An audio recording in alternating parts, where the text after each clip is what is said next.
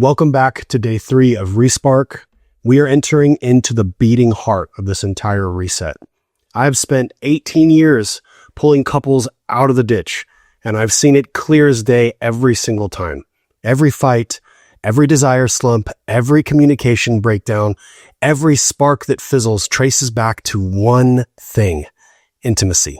Not sex, not quick fixes, real, raw, emotional connection. If you want passion to come back, we're digging deep into how you build and sustain that today, and we need to make it stick. Quick recap before we move on. Yesterday, you cleared the deck, kicked obligation and imbalance to the curb, locked into the golden rule. Remember, you never have sex you don't want to have. That way, no is always safe, and that made space for something real. That's your foundation.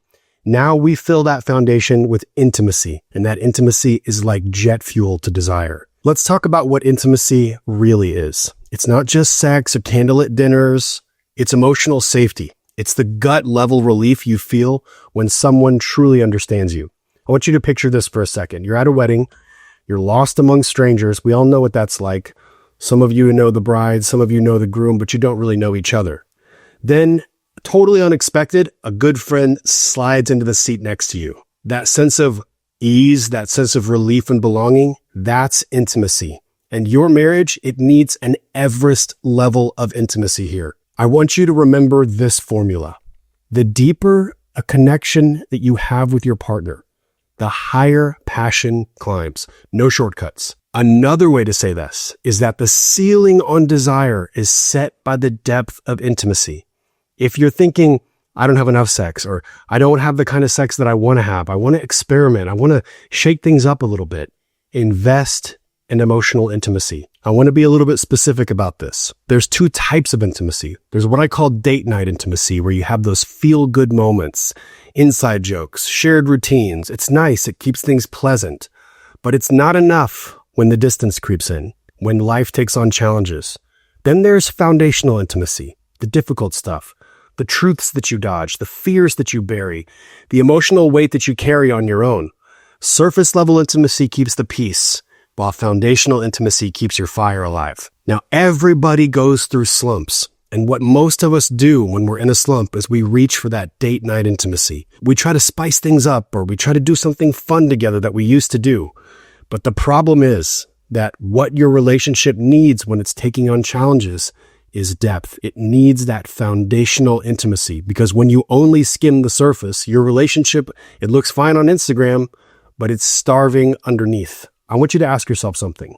When did you really last spill your guts about what's eating at you? When did you hear your partner's deepest dreams or worries? When was the last time you paid really close attention to the hardest thing that they went through that day? I mean, really close attention, not dismissing it because you don't really understand what they're doing or how they spend their time. Foundational intimacy is having the courage to say what is bothering you. It's not missing any conversations. It's the willingness to have the hard conversation. The trust that you'll lean in, not shut down. It's raw honesty over fake harmony, even if it stings. So we have to build that foundation. Imagine a giant cathedral, like built all across Europe.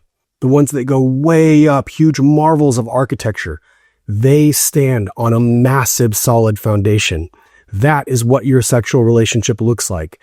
If you want the complexity and the architecture and the structure of a cathedral, then you need a cathedral-level foundation.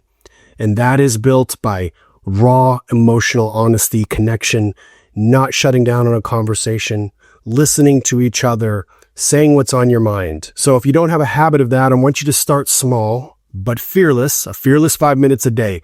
Ditch the how was your day autopilot. Try these. What's weighing on you that I don't see? What is something that you wish I understood better? What did you need today that slipped my mind?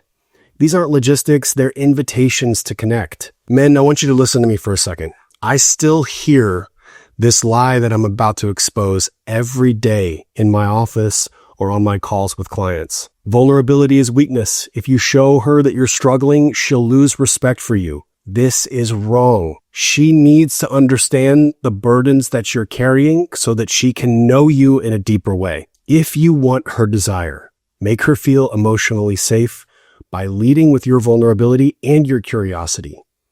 Desire blooms when you're seen. Desire is strongest when you feel seen, and this is especially true for almost every single lower desire partner that I've ever talked to. Here's something I need you to accept as quickly as possible. You can't create more intimacy with sex than you already have had before sex. Remember that sex does not want to do the job of creating intimacy. This is why sex can feel awkward if you don't have a lot of depth. Sex does not create intimacy. It's for pleasure. If you are trying to motivate your lower desire partner to have sex with you because you're trying to feel close to her, you need to build that closeness first in other ways, primarily through communication. Sex does not build the intimacy, it celebrates it. And remember, the ceiling on your sexual passion is set by how deep you can go emotionally, psychologically. If you want more heat, forge closeness outside of the bedroom with words, vulnerability, daily grit. Skip this, and you're building a house without a foundation. Let's talk about your practice today. I want you to commit to one 5-minute conversation tonight. Grab the workbook prompts that I've uploaded on this lesson and use them. No fixing, no defending. Just listen with everything that you've got. Focus on curiosity, not some perfect outcome or a resolution. This is emotional strength training. It's the gym for your relationship. It's also what's going to help you build passion that will last for decades. Remember, you're in that recalibration zone. If these things feel clunky or new, that's completely normal. Lean into it. Tomorrow, we're going to level that up with good communication practice that helps keep intimacy breathing, not strangling it. We're inching toward the playful erotic payoff, but don't skip this foundation. It is everything. Real quick review. Sex cannot be a stress ball. It cannot be your relationship's mood ring. If you need to feel close from your spouse, you need to build that closeness outside of the bedroom. Intimacy is emotional safety. Mark this lesson as complete and remember to be checking your inbox for those emails. And remember